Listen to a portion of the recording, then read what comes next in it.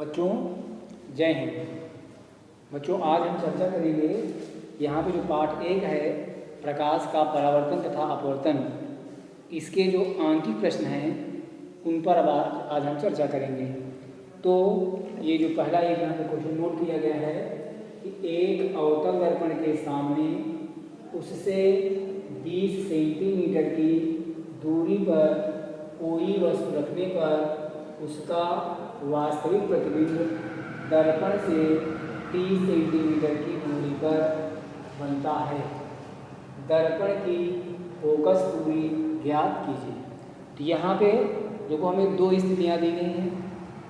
पहली यहाँ पे यह है दर्पण के सामने वस्तु कितनी दूरी पर रखी गई है, 20 सेंटीमीटर की दूरी पर रखी गई है। तो आपको बताया गया था यहाँ पे जब हम प्रश्न को हल करेंगे तो सबसे पहले यहाँ पे दर्पण से वस्तु की दूरी को अक्षर u से लिखते हैं। तो यहाँ पर हो जाएगा u बराबर -20 सेंटीमीटर। और ये आपको बताया गया था कि वस्तु जो है वह सदैव दर्पण के बाईं ओर रखी जाती है और निर्देशांक ज्यामिति की चिन्ह परिपाटी के अनुसार जो ये बाईं ओर की दूरियाँ होती हैं वे ऋणात्मक होती हैं। यहाँ पे u का मान कितना हो गया, -20 सेंटीमीटर। दूरी पर कोई वस्तु रखने पर उसका वास्तविक प्रतिबिंब। अब देखो आपको बताया गया था कि वास्तविक प्रतिबिंब जो होता है जब बनता है तो ये यहाँ पे वस्तु की ओर ही बनता है। तो यहाँ पे हो जाएगा दर्पण से प्रतिबिंब की दूरी, तो v बराबर हो जाएगा -30 सेंटीमीटर। अब कह रहा है फोकस दूरी ज्ञात कीजिए। तो आपको मान किसका निकालना है, इसमें f का मान यहाँ पे क्या करना है, ज्ञात करना है। तो अब यहाँ पर आपको सूत्र बताया गया है दर्पण के सूत्र से। तो दर्पण का सूत्र होता है 1/f बराबर 1/v प्लस 1/u। अब यहाँ पर हमें f का मान निकालना है। तो 1/f बराबर 1/-30 और प्लस 1/-20, यानी v और u के मान चिन्ह से रख दिए गए हैं। तो ये हो जाएगा 1/f बराबर अंश में प्लस है और हर में माइनस है। तो प्लस और माइनस का भागफल क्या हो जाएगा, -1/30। यहाँ पर भी प्लस में मल्टीप्लाई होगा -1/20। तो ये आ गया 1/f बराबर, अब यहाँ पे क्या करें, इसका लघुत्तम ले लें। 30 और 20 का लघुत्तम कितना हो जाएगा, 60। अब यहाँ पर ये जो आपको दिया गया है 30 से आपने इसको डिवाइड किया तो कितना आया, 2 आया। तो यहाँ पे 2 एकम 2 हो जाएंगे, 20 3 60, 3 एकम 3 हो गया। तो ये हो जाएगा 1/f बराबर -5/60। 5 × 5, 5 × 5, 5 × 10। तो यहाँ पे प्राप्त हुआ आपको 1/f बराबर -1/12। अब यहाँ पे क्या करेंगे, तिर्यक गुणा करने पर। तो जब यहाँ पे तिर्यक गुणा किया जाएगा तो ये हो जाएगा 12 बराबर -f के, या हो जाएगा f बराबर -12 सेंटीमीटर। तो ये जो आपको प्राप्त हुआ है ये क्या आ गया है, अवतल दर्पण की फोकस दूरी। तो यहाँ पे लिखेंगे इसलिए अवतल दर्पण की फोकस दूरी बराबर कितना लिखेंगे, 12 सेंटीमीटर। और यहाँ पर ये जो आपको दिया गया है ये चिन्ह यहाँ पे नहीं लगाएंगे। चिन्ह केवल इस बात का जो परिचायक होता है कि जो दर्पण है यहाँ पर वह अवतल है। अगर इसको आप चित्र के माध्यम से समझना चाहें तो आप ऐसे समझ सकते हैं कि जैसे यहाँ पे आपने मान लिया ये आपको दिया गया है एक अवतल दर्पण।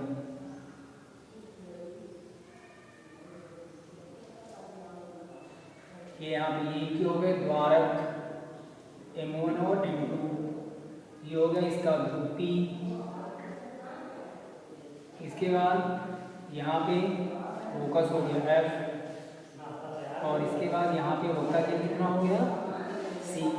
ये आपको दिया गया है। अब यहाँ पर जो दिया गया है वह वस्तु किस स्थान पे यहाँ पे रखी हुई है, ये ए बी। अब यहाँ पे मुख्य अक्ष के समांतर चलने वाली प्रकाश की किरण ये चली और चलने के बाद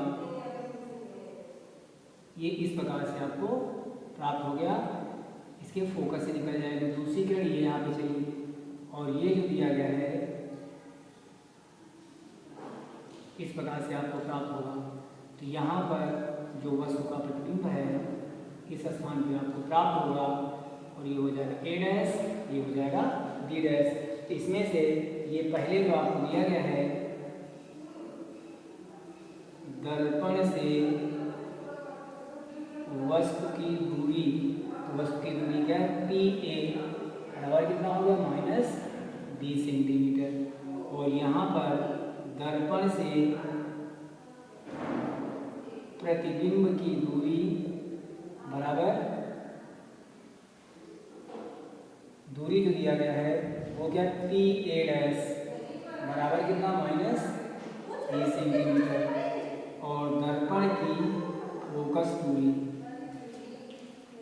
दर्पण की फोकस दूरी टी एफ बराबर कितना आ गया -12 सेंटीमीटर। तो ये यहाँ पर हो गया वस्तु की दूरी दर्पण से, ये हो गया प्रतिबिंब की दूरी और ये हो गया यहाँ पे इसकी फोकस दूरी। तो इस प्रकार से बच्चों इसके जो प्रश्न हैं वो यहाँ पे पेपर में पूछे जाते हैं। तो यहाँ पे ऐसे ही ये आपकी बुक का क्वेश्चन नंबर 1 दिया गया है और ऐसे ही आप लोग यहाँ पे 2 से लेके 4 तक प्रश्नों को हल कर सकते हो। बच्चों अभी तक जितने इसके हमने आंकिक प्रश्न आपको बताए हैं उन सभी आंकिक प्रश्नों में सबसे ज़्यादा बोर्ड परीक्षा में पूछा जाने वाला प्रश्न यही है। अब प्रश्न देखो है क्या, प्रश्न दिया गया है निर्वात में प्रकाश की चाल 3 × 10⁸ मीटर प्रति सेकंड है। यदि कांच का अपवर्तनांक 1.5 हो तो कांच में प्रकाश की चाल ज्ञात कीजिए। ये प्रश्न 2 नंबर ही पूछा जाता है और 4 नंबर पूछा जाता है। और इसमें से अगर यहाँ पे आपको दिया गया वार्मी प्रकाश की चाल दिया गया है और कांच प्रकाश चाल दी जाए तो आपसे पूछा जाता है कांच का अपवर्तनांक ज्ञात कीजिए। या अगर आपको कांच का अपवर्तनांक दिया गया है और कांच में प्रकाश की चाल दी गई है तो यहाँ पे निर्वात में प्रकाश की चाल आप ज्ञात कर सकते हैं। तो ये जो प्रश्न है वह 3 प्रकार से पूछा जाता है। तो सबसे पहले यहाँ पे जो आपको दिया गया है निर्वात में प्रकाश की चाल, निर्वात में प्रकाश की चाल आप कितनी दी गई है 3 × 10⁸ मीटर प्रति सेकंड। उसके बाद यहाँ पे कांच का अपवर्तनांक कितना दिया गया है, कांच का अपवर्तनांक कितना दिया गया आपको 1.5। और आपको निकालना क्या है कांच में प्रकाश की चाल निकालना है। यहाँ पे लिखेंगे माना कांच में प्रकाश की चाल बराबर x मीटर प्रति सेकंड, ये मान लिया गया है। अब देखो इसमें आपको सूत्र बताया गया था अपवर्तनांक और यहाँ पे प्रकाश की चाल में संबंध। तो वहाँ पे आपको बताया गया था कि चूंकि वायु के सापेक्ष कांच का अपवर्तनांक बराबर यहाँ पे क्या होगा लिखेंगे निर्वात में प्रकाश की चाल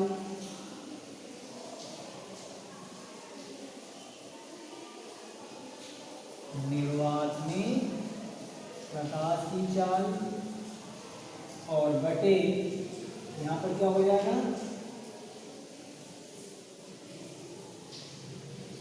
कांच प्रकाश की चाल। अब यहाँ पर इन मानों को रख दिया जाए तो यहाँ पे जैसे दिया गया वायु के सापेक्ष कांच का परिमाण कितना दिया गया है 1.5 बराबर निर्वात की प्रकाश चाल कितनी दी गई है 3 × 10⁸ मीटर प्रति सेकेंड और बटे कहाँ से कितनी माना है x मीटर प्रति सेकेंड। अब यहाँ पे क्या करेंगे पक्षांतर करने पर जब पक्षांतर किया जाएगा तो ये मान हमारे हर में इसे किसमें आ जाएगा अंश में, तो ये मान जो यहाँ पे दिया जाएगा अंश में इसे किसमें आ जाएगा हर में।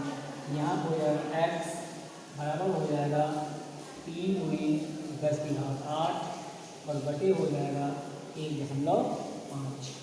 अब यहाँ पर x बराबर ये दिया गया है नीचे एक अंक दशमलव है ऊपर क्या होगा 1 0 बढ़ जाएगा हो जाएगा 30 × 10⁸ और बटे कितना हो जाएगा 15 एकम 15 गुना 30।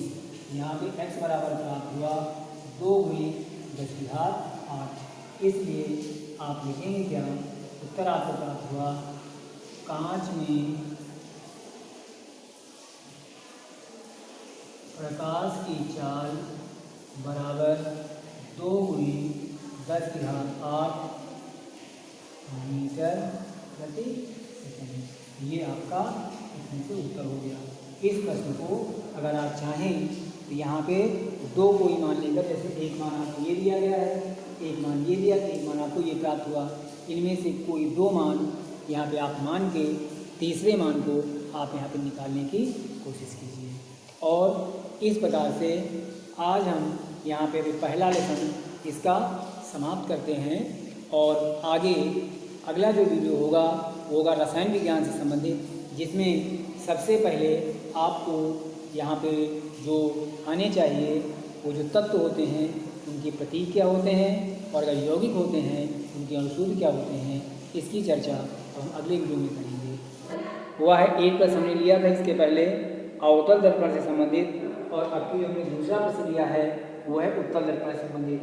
तो प्रश्न है क्या, एक उत्तल दर्पण के सामने 40 सेंटीमीटर की दूरी पर बिंदु प्रकाश स्रोत यानी कोई वस्तु रखा जाता है।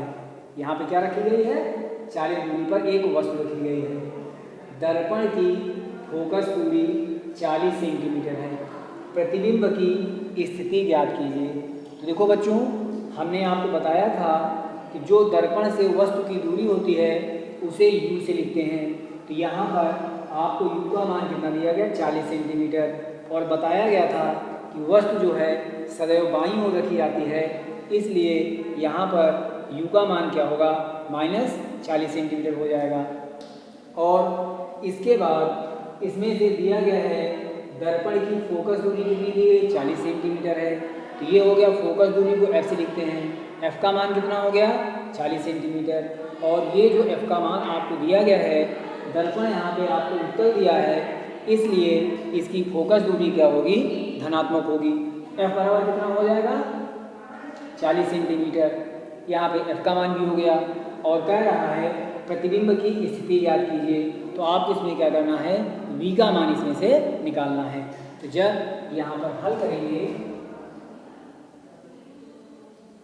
तो सबसे पहले इसमें u का मान यानी दर्पण से वस्तु की दूरी कितनी दी गई है -40 सेंटीमीटर और अब की इसमें आपको f का मान दिया गया फोकस दूरी, ये कितना होगा +40 है क्योंकि दर्पण जो दिया गया है वह उत्तल है, इसलिए इसकी फोकस दूरी क्या होती है धनात्मक होती है।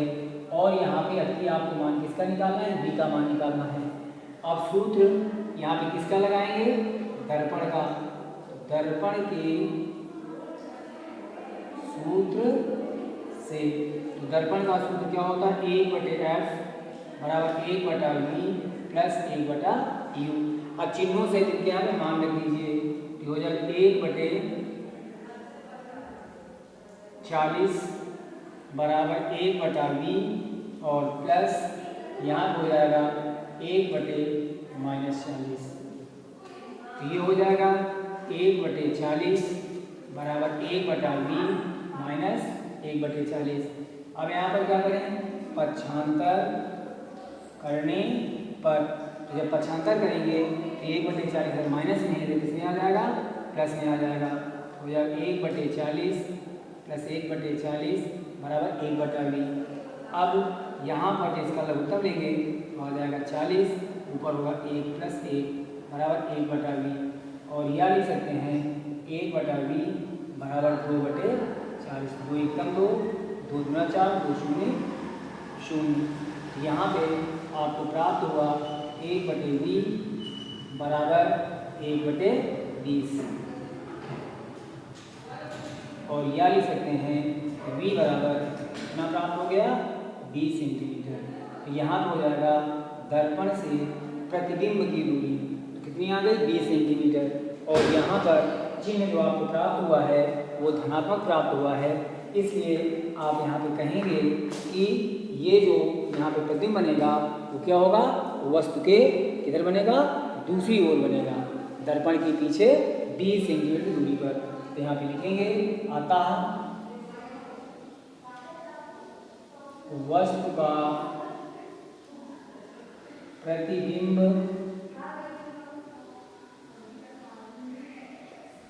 दर्पण के दूसरी ओर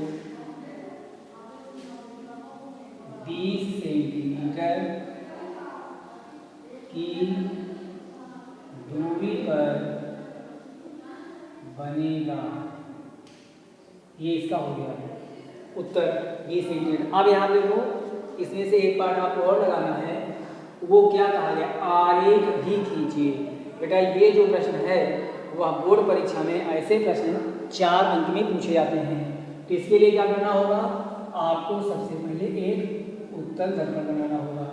जैसे आपने मान लिया कि M2 द्वारक का ये आपको एक दिया गया है, उत्तल दर्पण दिया गया है जिसका ध्रुव P है। ये यहाँ पे मान लिया इसका ध्रुव P है, फोकस यहाँ पे F है और वक्रता केंद्र जो दिया गया है वो क्या दिया गया आपको, C दिया गया है। अब यहाँ पर मान लिया जैसे कि ये कोई एक क्या है, वस्तु रखी गई है और वस्तु कौन सी है, AB रखी गई है। अब यहाँ पर इससे यहाँ से जो दूरी दी गई है वो कितनी दी गई है आपको, 40 सेंटीमीटर की दूरी पर है। तो यहाँ पर ये से मुख्य अक्ष के समांतर चलने वाली प्रकाश की किरण, ये किरण चली। अब यहाँ से परावर्तन के नियम से क्या होगा कि परावर्तन पश्चात ये फोकस से आती हुई प्रतीत होती है। ये किरण ऐसे निकल गई, लेकिन आपको ये आभास होगा ये किरण कहाँ से आ रही है, फोकस से आती हुई प्रतीत होती है। और दूसरी जो किरण है जो वक्रता केंद्र की ओर जाती है, ये ऐसी किरण गई, परावर्तन पश्चात क्या होगा, उसी मार्ग में वापस लौट आएगी। लेकिन आपको ये मालूम होगा ये कहाँ से जा रही है, वक्रता केंद्र से होकर जा रही है। अब दोनों किरणें जिस बिंदु पर एक दूसरे को प्रेषित करती हैं तो इसका प्रतिबिंब हो जाएगा B' और B' से करके आपने मुख्य अक्ष पर लंब आपने डाल दिया, तो ये हो गया B' A', ये हो गया वस्तु का प्रतिबिंब आपको प्राप्त हो गया। अब इसमें से दर्पण से वस्तु की दूरी, दर्पण से वस्तु की दूरी, तो वस्तु की दूरी जो आपको प्राप्त हुई है वो है TA बराबर कितना हो जाएगा, -40 सेंटीमीटर। उसके बाद दर्पण से, पहले दर्पण की फोकस दूरी आपको दी गई, दर्पण की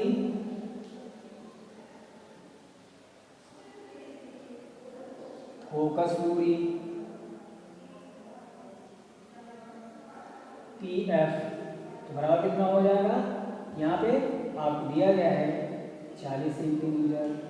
और फिर है दर्पण से प्रतिबिंब की दूरी, ये क्या हो जाएगा, PA', बराबर कितना आ गया, 20 सेंटीमीटर। यहाँ पर आपको जो निकालना था वो आपको ये वाला मान यहाँ पे क्या करना है, निकालना है। तो ये यहाँ से यहाँ तक का मान हो जाएगा 20, ये यहाँ से यहाँ तक का मान हो जाएगा 40, और ये जो यहाँ से यहाँ तक मान दिया गया है ये भी कितना है, यहाँ पे 40 सेंटीमीटर आपको दिया गया है। तो ये इसका यहाँ पे किरण आरेख प्राप्त हुआ। और प्रतिबिंब इसका कैसा होगा, आभासी है, सीधा है और वस्तु से छोटा। अगर हमारी प्रतिबिंब की प्रकृति पूछी जाए तो प्रतिबिंब की प्रकृति में आप क्या लिखेंगे, आभासी,